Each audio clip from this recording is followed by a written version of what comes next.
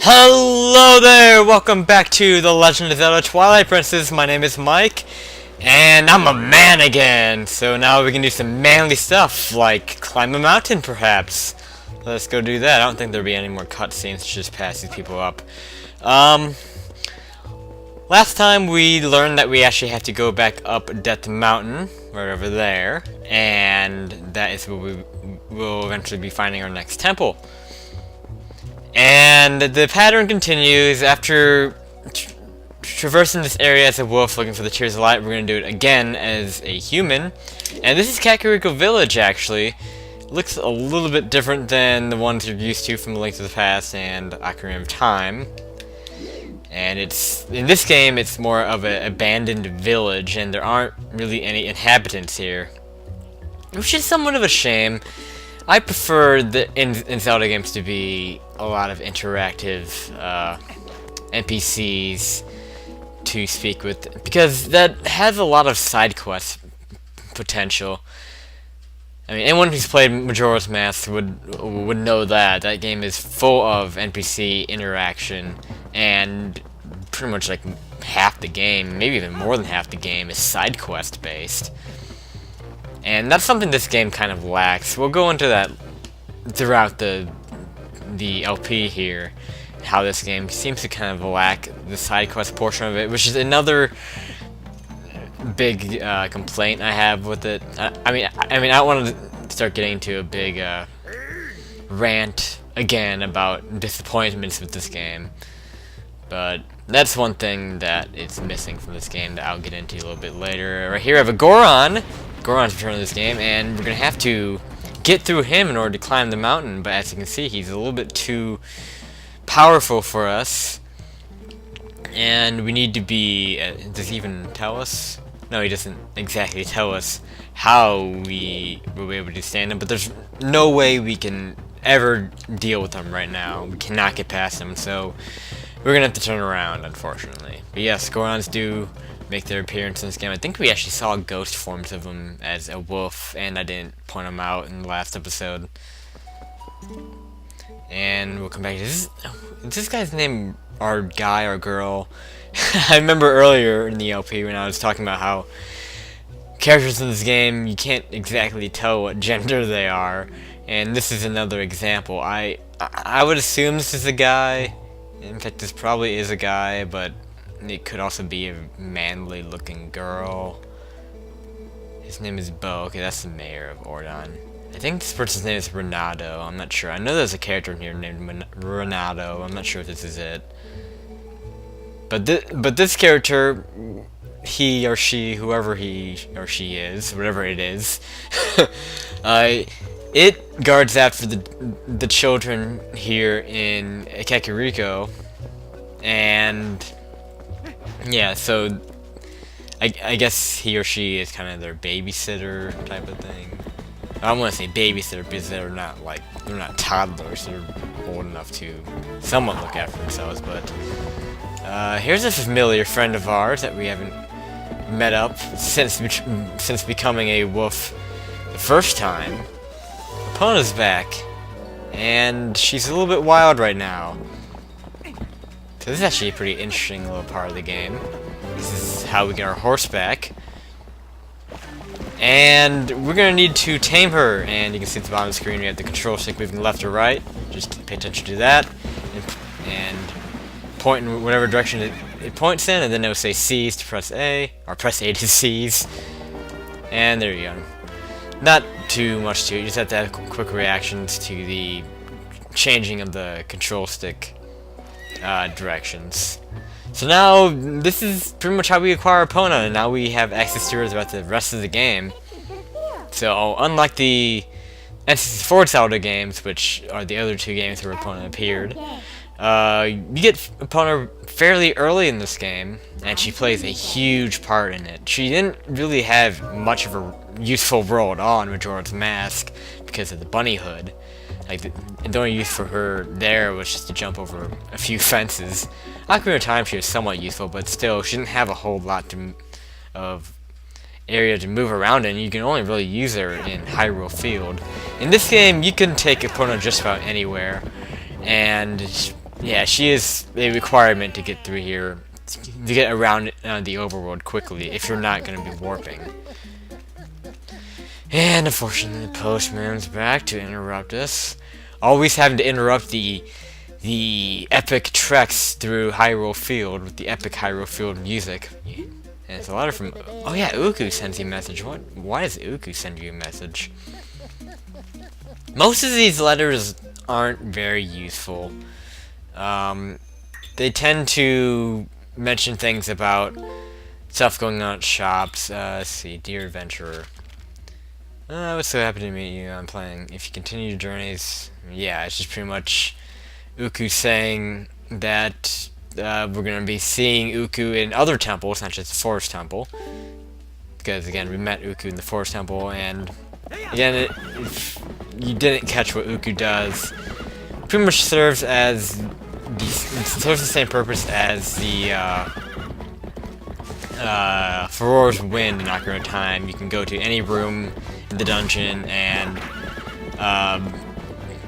like set a save point there, and then you can turn off your game and then come back and pick up from that save point rather than starting at the very beginning of the dungeon. Because typically, you start at the entrance and you can make your way back, and it can get kind of it can be a bit of a hassle. And actually, I'm having a bit of a hassle trying to find the entrance to Ordon. We're heading back to Ordon. In case you weren't paying attention to any of the text, we need to go meet up with Bo, the mayor of Ordon Village. So this would be your first time visiting Ordon Village since leaving for the Forest Temple.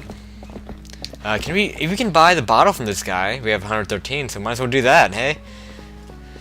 I was hoping we'd have enough for this, but I wasn't really thinking about it, so I'm glad I stopped myself for that. So, yep, let's get a new bottle, shall we? So yeah, 100 rupees, now we're back down to 13. I can't think of anything at this point in the game we're going to need rupees for, so I'm fine with coughing up that much. It's good to have a second bottle this early in the game. And he's talking about the Forest Temple. I don't know why. I don't really care what he has to say from here on out.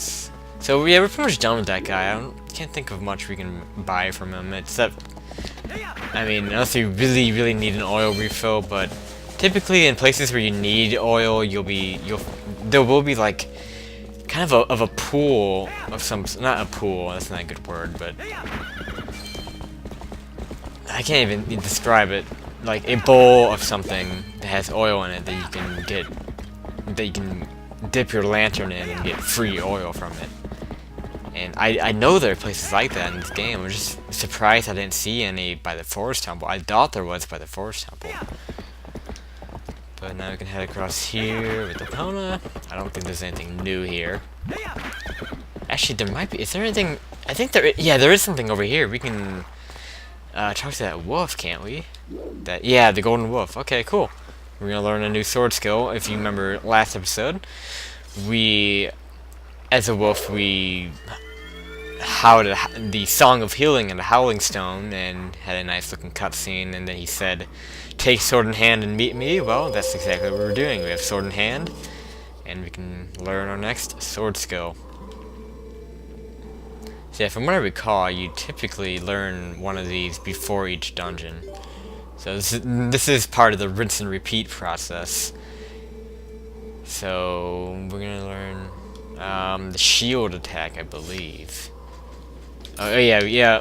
That's another thing. Yeshi, whenever you do these, Yeshi demonstrate the previous sword skill. Last time we met this guy, we learned the ending blow. So he asked us to do that first, and then he wants to teach us the next skill, which is the shield attack.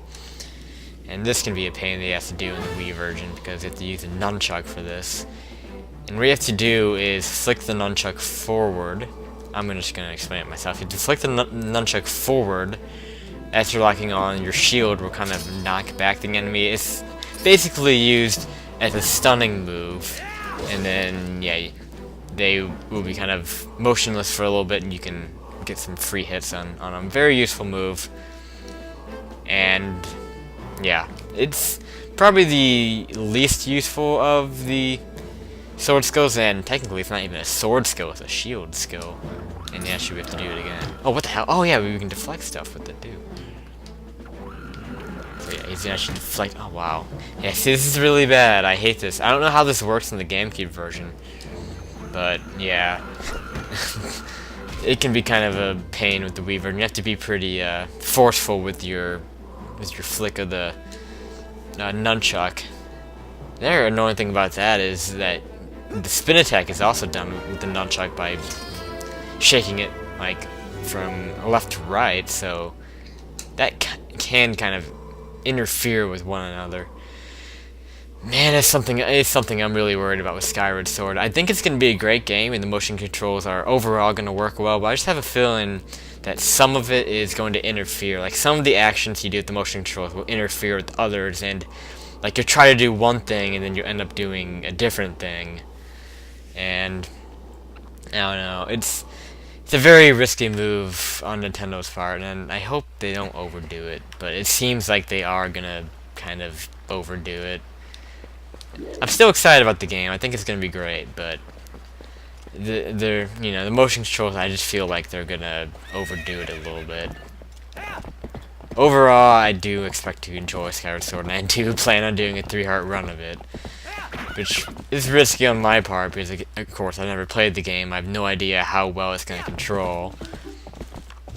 But it seems I'm gonna try really hard to get good at it, and I've seen videos of people playing it, and like I believe the video that I saw was of an actual developer from Nintendo playing the game, and he was pretty good at it. He was pretty efficient at using the motion controls. He was good at the game, which of course is something you'd expect from a developer.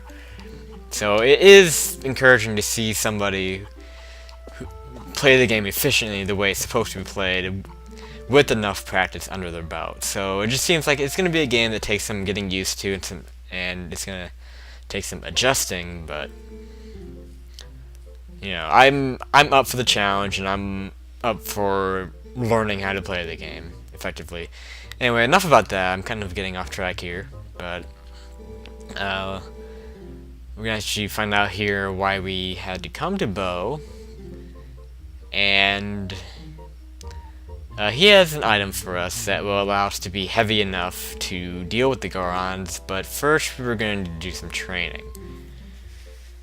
And let's see here. He's thinking at the moment. I might actually be getting ahead of him. Okay, yeah, so we're mentioning the Gorons and Death Mountain to him, and we're both trying to figure this out together, and he can teach you. Yeah, so we're gonna do some training. We're gonna learn how to fight those Gorons the right way.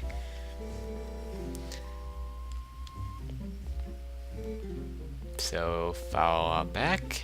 Okay. And we're gonna do some sumo wrestling. Yeah, that is right. We're gonna do sumo wrestling.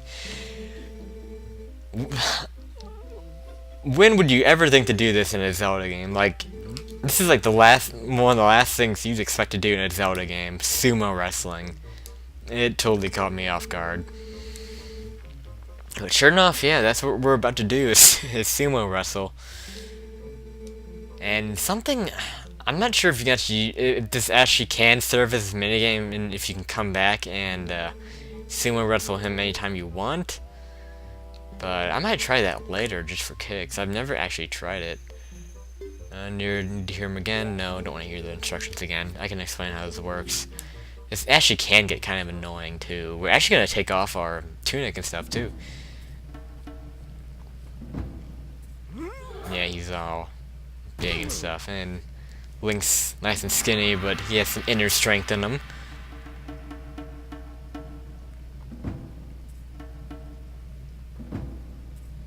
Actually, I think that's the only time you ever see Link shirtless in a game. What a hot stud he is. Okay, so oh God, I can't believe I said that. Okay, so so you can grab and keep hitting the A button to push, but the best thing to do is to shake the Wiimote at him, like flick it at him to stun him, and then that will make it.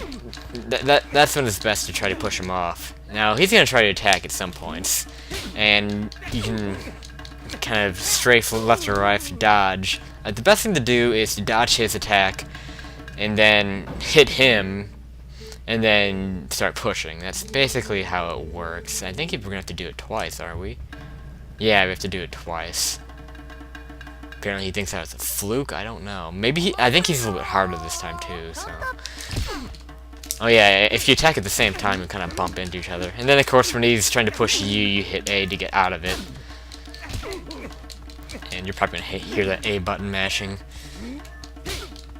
So let's keep pushing. This should get him. Oh, close. Oh crap! I didn't mean to go left. Just smack the hell out of him. No, this is not gonna work. Shit, get out of that. Okay, let's move left. Smack him loose. This is good. This is good. There we go. We should have this. Pathetic. You're teaching me how to sumo wrestle, and I just kicked your ass. Not too shabby. Not too shabby. You didn't even get me close to the edge. Link can do anything. He can even naturally sumo wrestle. Okay, so after that, he's going to give us an item that allows us to be heavy. And actually, I don't think it's this chest. I think there's a different chest here that we get an item in. Or maybe this is the chest that we get it in. Yep. Iron boots, and another item that you typically get later in the Zelda games. At least the Zelda games that have the iron boots in them. And we get them pretty early in this game. And I can kind of show how they work in a second. But first I want to see what's in that back room. I think it's just a sumo wrestling stage that we were just at. But I feel like there's something back there that we can get, like rupees or something. Let's see. Really quickly. Is there anything back here? I guess not. Okay. Well, I'm gonna go back to Kakariko Village, as in like cut back there, because you don't really need to see much else. But first, I was just kind of show the iron boots. They're equipped to an item button this time around, unlike Ocarina of Time where you go to the sub screen to equip them.